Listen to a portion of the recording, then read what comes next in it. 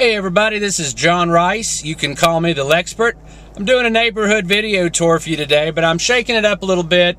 Typically, since most of the Lexington market is newer houses and suburban type settings, I thought I'd go downtown a little bit and give you kind of a showcase of three little gems of a neighborhood that I've always loved. I used to drive around down here when I was a teenager and discovered these, and I would always take my friends to see these neighborhoods, and they were always impressed.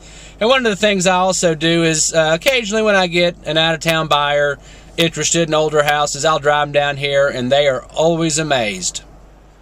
I'm on the corner of 3rd Street and Hampton Court, and before I turn around and show you one of the things that makes this cul-de-sac so awesome, I'll give you kind of a panoramic view here of some of the neat old houses in this neighborhood. And get ready, because here we go. Check this out. I thought since I'm downtown I'd get out of the car in the spirit of being downtown and walking. But this right here, first time I saw this, it just kind of floored me. I'm amazed that it survived this long. Let me get up closer to it and I'll give you a good view. Hampton Court is going to be the first of three neighborhoods I'm going to give you a tour of. And what I really love is when you come into this this neighborhood, either if you're walking, you go through either of the smaller arches, but it's really cool to drive through this one. What's really neat about this neighborhood is it's got what I've always heard to be Lexington's first condominiums. We've got 3 buildings here and one down at the other end. They're actually condos. They kind of sell. Some of the smaller ones are in the 150-ish range, and the bigger ones go up to about 250, 260.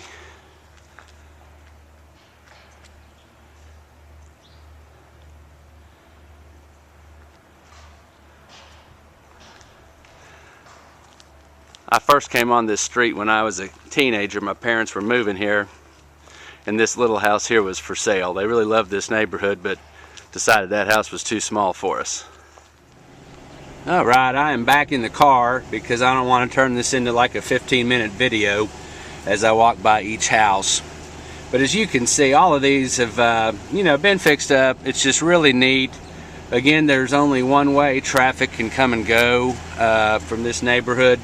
Not a lot of sales out here. Prices go from about what you might expect. If somebody's totally fixed one up, it might blow you away with what it's worth. At the far end, you've got also some more stonework here and a pedestrian arch with an iron gate. It's divided. It's got the median.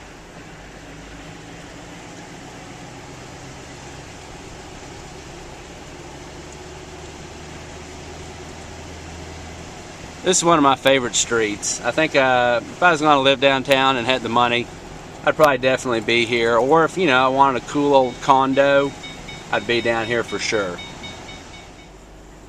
I'm on a road called Ellesmere Park right now, located downtown Lexington, of course, historic district.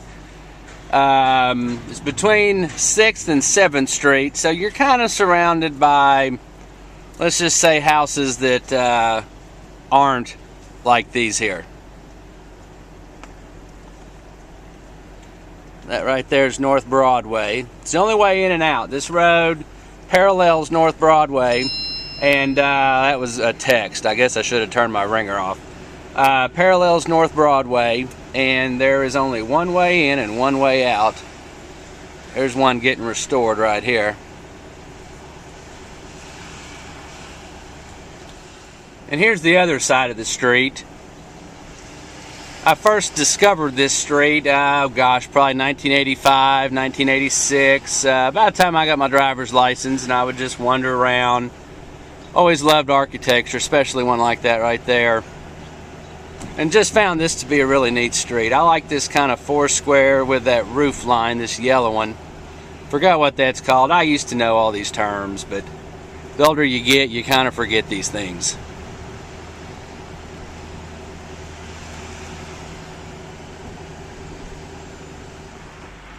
This is North Broadway, north side of downtown, just 6 or 7 blocks out from Main.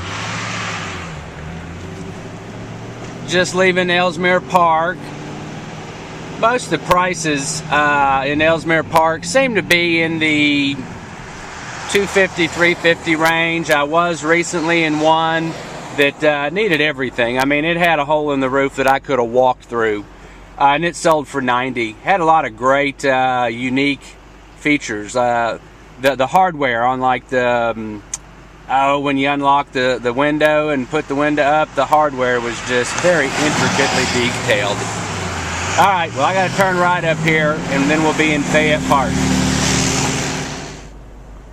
Just pulled into Fayette Park. It is a cul-de-sac.